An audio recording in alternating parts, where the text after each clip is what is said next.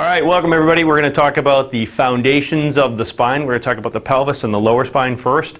Dr. Ryan's going to help me demonstrate a therapeutic approach to stabilizing the lower spine musculature. This is typically done by somebody who is starting out at point zero or somebody who's been injured or in an acute phase. So what we want to do is start to get just some strength in the legs and strength in the lower spine, and basically teaching the mechanics of squatting, introduction to squatting. Dr. Ryan? So we're just using a chair, typical office chair. What he's going to do is just simply controlling his weight. He's going to sit back into the chair. First thing he's going to do is reach back with his behind, with his buttocks. He's going to reach back towards the chair. You can use your hands as well. But what's key here is we want to make sure we're controlling our weight as we descend towards the bottom of the chair. He's going to move his feet out just a little bit wider, especially if you're weaker. You can bring your feet out wider or less stable. You're going to get a broader base. You'll be more stable that way. You have your toes pointed outward slightly, and you want to make sure to reach back towards the chair with your behind and control your weight with your leg muscles while keeping your core strength, nice and strong and tight. So the way we like for people to think of their core and how to engage their core is, if I were to tell Dr. Ryan that I was going to pop him in the stomach and I was to swing towards the stomach, he would exhale and tighten up those muscles in the stomach. That's an easy way for him to find where those muscles are. So Dr. Ryan, you ready? I'm going to pop you one. Ready? Okay, so he's tight and he's ready to go. So now those muscles are engaged. He knows where those muscles are. He's just going to sit back into that chair, keeping that tight and using his legs in a controlled fashion. You can have a seat. And he can pause there for a second, or for as long as you need, depending on where you are in your health and in your strength and in your stability. And then he's going to show you how to get back up out of that chair. And this is technically a squat. So he's going to push off his feet with driving out of the heels. He's going to try to sit right up out of the chair using his leg strength, his buttocks, and keeping that core engaged and his low back engaged. So go ahead, Dr. Ryan. And stand straight up perfectly. See how he goes into a full hip extension. Now he's going to repeat that, and he'll do a set of up to 30 repetitions is your goal. So you start where you are, wherever you are at in your stability and your strength, start where you are, but your goal is to get it up to 30 repetitions inside of a reasonable period of time. Go ahead, Dr. I, if you could do 3 repetitions for us.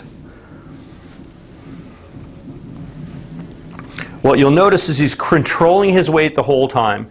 What we see a great deal with our patients is when they go to sit into a chair, they land into the chair and they just are not controlling their body weight. They're just slamming down into that position.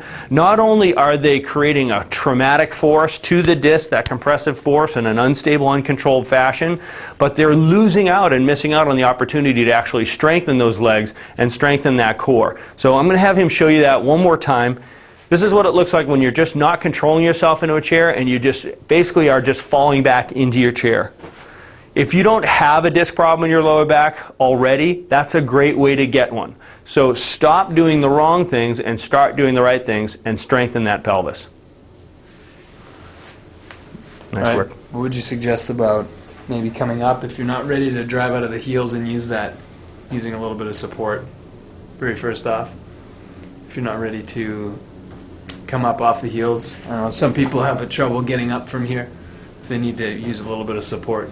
Yeah, you're bringing in the upper extremities in your hands and using the arms of the chair as well. Until you're ready to just come straight up from just your legs. Yep, that's a great point. You can always recruit the upper body, push off the arms of the chairs. That's awesome. Okay. Yeah, great. Good. Cut. Okay, so the second therapeutic exercise that we're going to demonstrate uses a body ball. Now, the ball is going to give a person a bit of a challenge because it's got some flexion and give to it. It's what we consider a dynamic sitting surface. So this is for somebody who is trying to gain some stability and some strength in the core musculature, and also allows for a pumping action in the lower spine or in the discs of the spine. The pumping action in the joints of the spine is critical because what it does is it allows for what's called imbibition, which is a process of fluid exchange through the tissues. Your discs in between your vertebrae rely on the proper movement or motion of your spine to move fluids through the tissue, which brings hydration, nutrients, oxygen, and it also gets toxicity and swelling out of a joint space. So imbibition is absolutely critical on not only maintaining the health of the spine, but strengthening the tissues and in the healing process. So when we sit on a dynamic surface like a ball, not only is it more challenging than on a static surface like we were on a chair just a moment where you have a fixed surface, but it's absolutely dynamically challenging for all of the structures around any injury that you might have in a joint, and it also is one way for you to maintain core strength and build on the core strength that you have already. So Dr. Ryan, if you could just have a seat on the body ball there.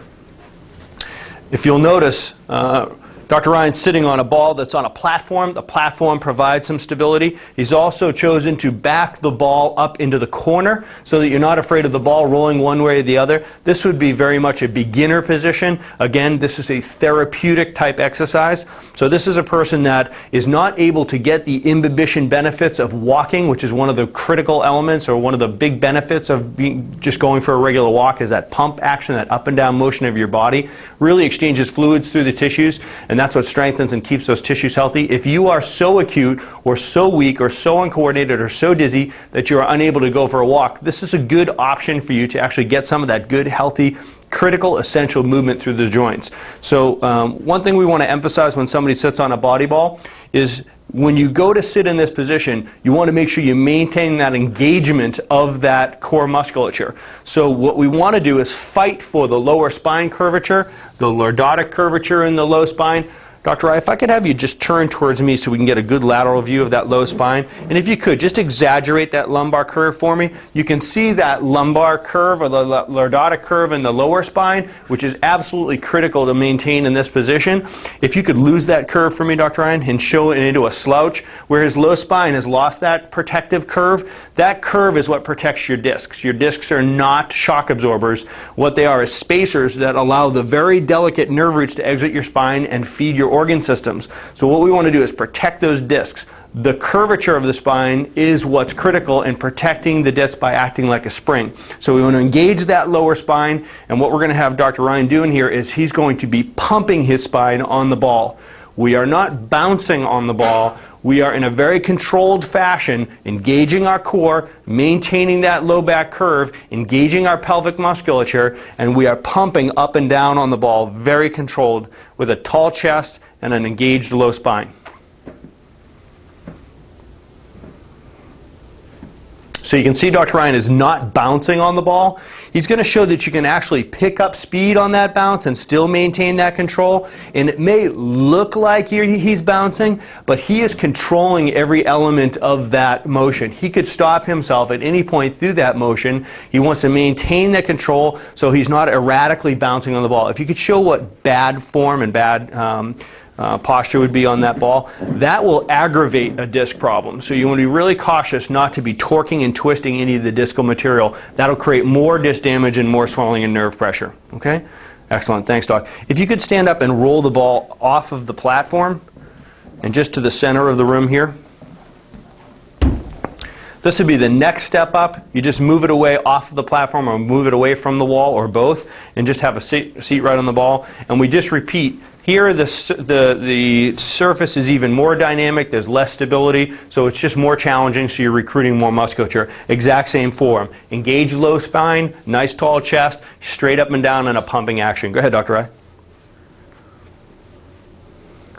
That's perfect. This is such an easy exercise. Pretty much anybody can do it, and you can work your way up. This is one of those things that you can do while you're watching television or listening to your headphones or books on tape or doing your email or what have you. This is a great choice as far as a sitting service for in front of a computer or doing any reading or what have you.